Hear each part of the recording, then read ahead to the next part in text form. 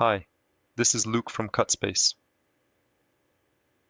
In today's episode, I would like to continue working on solids. Attached to this episode, you will find several files containing solid models that we will use to conduct a few small exercises.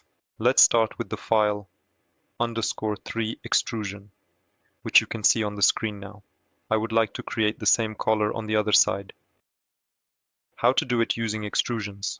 We don't need to use the sketchbook at all, and open a new sketch somewhere here on this plane, or use this one. For example, in NX, we have the ability to extrude just the edges. So I select extrude, and in the filter, I choose single curve, mark the edge, and I see that it wants to extrude a solid here.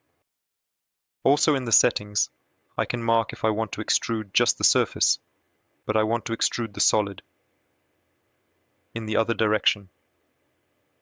I don't know the exact distance yet, but let's say it can be a distance of 25. However, to make it a collar, I need to select the option in the offset place, choose single side, and here reverse the direction from -25 to 25, and I click apply. Then I make further extrusions, this time in the other direction.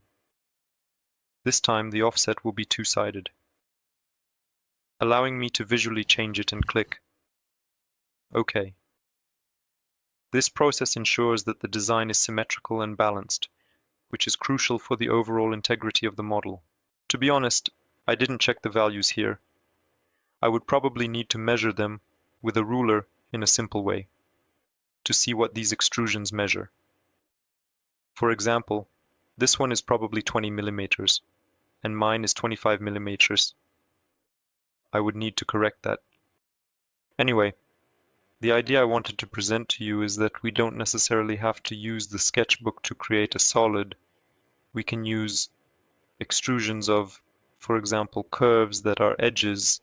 When I hover over the solid body filter here, we can see that it is one solid. Okay. Let's move on to the next exercise. Here I have a prepared sketch, and I can extrude it in several ways. The first way is, of course, to select the region boundary curves. Let's say here. I can set a symmetric value, and it will extrude. As you can see, this is a good example, where the model was created in inches, and here we have inches. However, if I want to extrude these values in millimeters, I just need to enter 20 meters here, and I can be sure, and of course I will convert it to inches, but I can be sure that this value in inches is those 20 millimeters. Now I would like to extrude this symmetrically a bit more to 30 meters, and then I click OK, and we have something like this. Maybe the other way around. I should set it to less. Let's say no. Let's assume 15. Now I can't enter 15 here. This value is locked. To change this, I simply need to go into the formula and just enter 15 millimeter right here and then convert it to inches now. I can immediately and without hesitation choose the Boolean operation to seamlessly merge this, and I'll select the remaining things right away, without delay.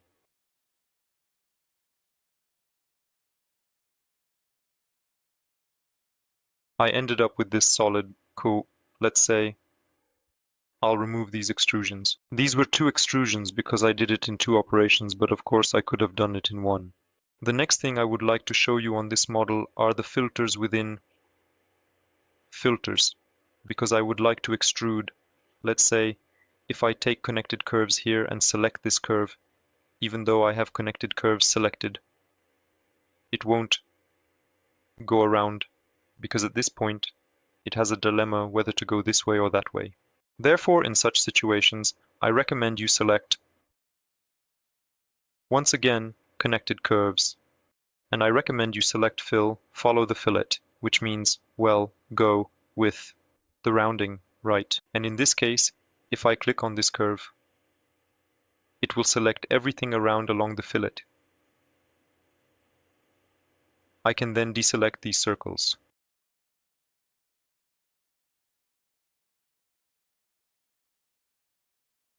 and I have the solid ready in one operation. This is another exercise I wanted to show you, and I wanted to specifically demonstrate this.